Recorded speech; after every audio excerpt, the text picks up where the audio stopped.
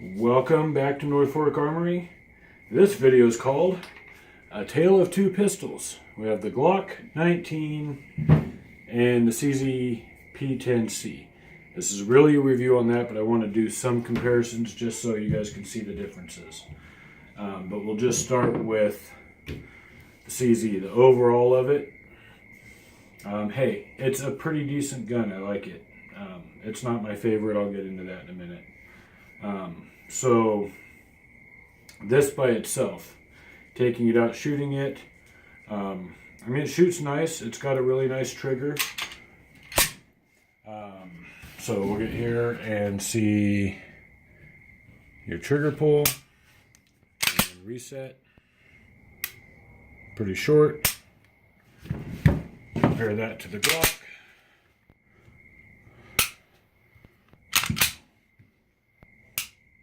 A little shorter reset than the Glock.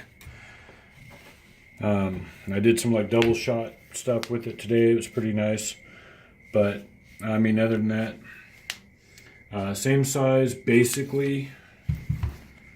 Let me get these things lined up. This one's a little bit longer on the back here and a little bit thicker here. So the rail sticks down a little more. That makes it not fit into these holsters. Some of them I tried it, like the Alien gear, it fits just fine because it has that leather backing. But a full wrapped holster like the Bravo concealment, it doesn't fit in. So it does have glow in the dark sights stock. Not as good as like the AmeriGlow, but they do glow, so low light, it helps. 3-dot sights, I like the blacked out better, but whatever. Ambi controls, so you got your mag release on both sides, you got your slide catch on both sides. I could really give a shit less about that, personally, but some people care, some people like it. Takedown, just like the Glock. Same exact thing. Spring comes out, you have a captive spring there. A little bit of a difference though, I do want to show you guys. I do feel like the little takedown tabs are easier to grab on that CZ. But here's something I want to show you guys here. On the Glock, this, if you don't know, is what actually stops your striker from flying forward. So it's like your drop safety basically.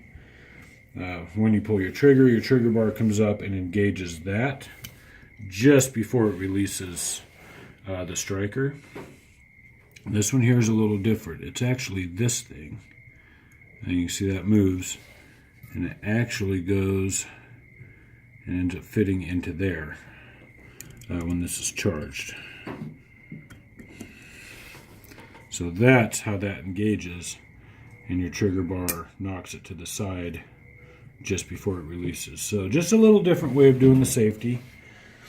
As far as pulling the striker assembly apart, if you're going to do that on your own, which most of us do, same basic thing. You push that forward and that will let you take that back plate off there. Just like same thing on the Glock. You would push that forward, slide your back plate off. A little difference, if you've ever pulled a Glock apart, you know you can pull the extractor and everything out. This one does have a pin that has to be knocked out. Right here. Pivot pin. And then that would come out just fine. So that's just a little bit different on the internals. As far as shooting it goes, you know, it's got a nice trigger. Oops. I'm trying to do this so it stays in frame and it's screwing me up here. There we go.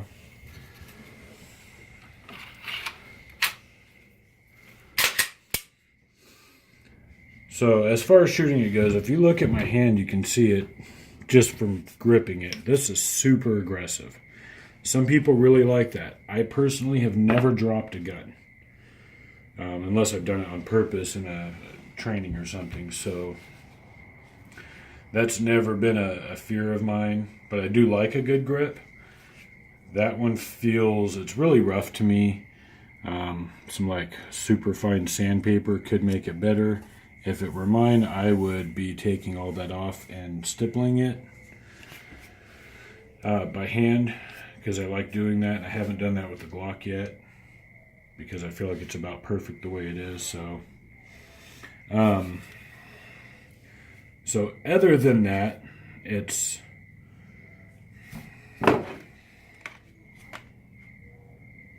really the thickness is the same. This is more rounded, and I like the boxier feel. Just personal preference, I like it. That does not mean that this is a bad gun at all. Here's the deal. If you are somebody who doesn't like Glock, and you're just like, hey, I need to buy something that's anything but a Glock, take a look at this. They're really, they're good. They shoot nice. They're not super expensive. I can't even remember what we paid for it. But overall, it's definitely good. Oh, the slide catch on this one, rather than catching up here like most of them do, it's actually back there. I'll strip it down again to show you guys, because I feel like that's something worth knowing about. So this whole back piece here lifts up, so it actually catches on here on the front of the on your breech face. So that's what does that, rather than like the Glock that's just right there and catches on a little notch here. So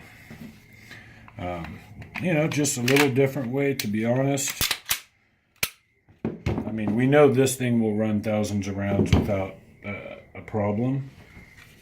We don't know that for sure about this yet, but we'll find out, I guess, with time.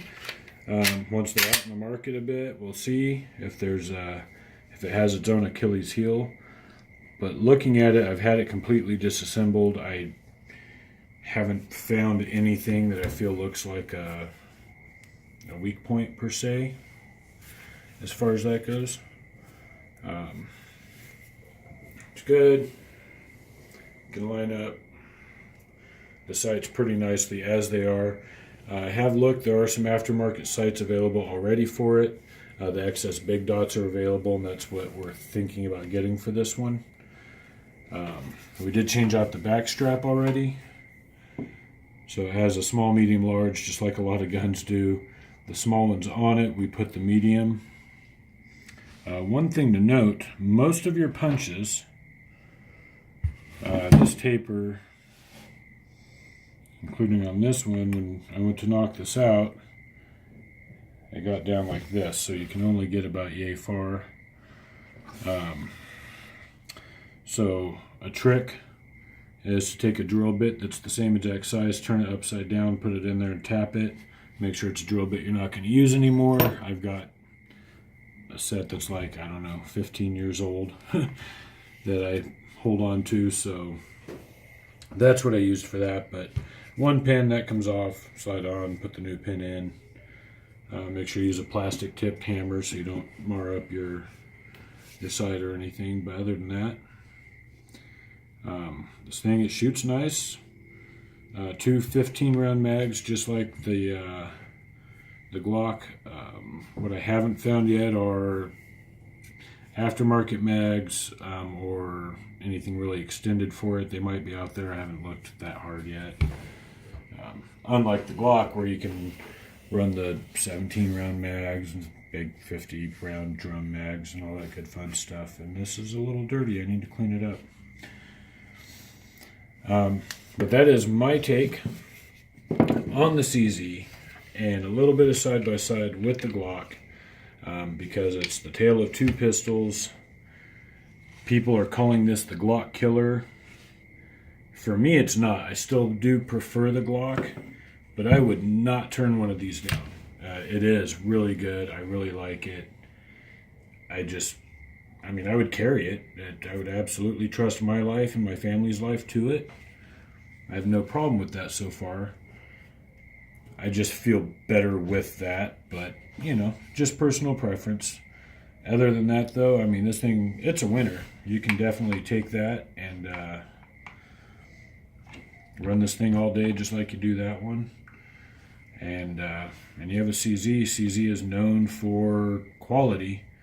If you've ever had a P7 or the 75 or the Shadow, I mean, you'll know they're a well-built machine.